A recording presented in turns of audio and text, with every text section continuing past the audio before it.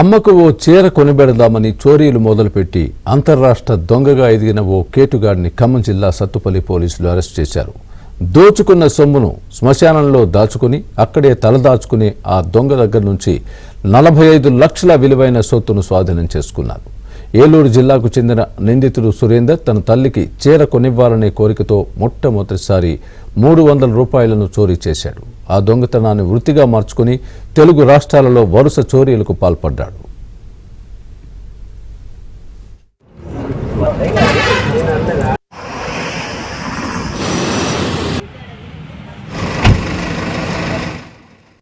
ఖమ్మం జిల్లా సత్తుపల్లిలో సురేందర్ను గుర్తించిన కానిస్టేబుల్పై కత్తితో దాడి చేసి పరారయ్యాడు.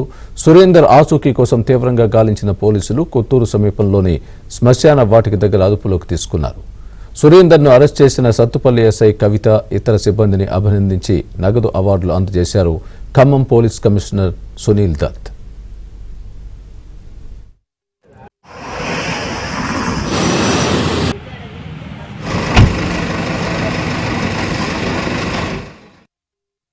అయినా ఒక ఫస్ట్ అఫెన్స్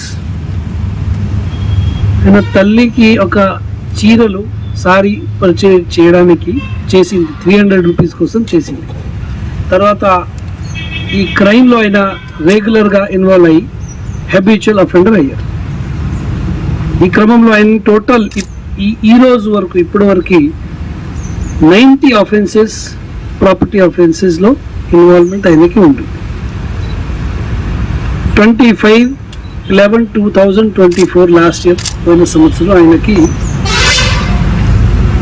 ఒక ఈ బెయిల్ నుంచి రాజమండ్రి జైలు నుంచి ఆయనకి రిలీజ్ అయింది, బెయిల్ బయట వచ్చారు. ఆయన టోటల్ 43 కేసెస్ ది లాస్ట్ 3 monthsలో ఆయన కమిట్ చేయడం జరిగింది. ఆయన అంతా హ్యాబిచువల్గా ప్రొఫెషనల్ దొంగ.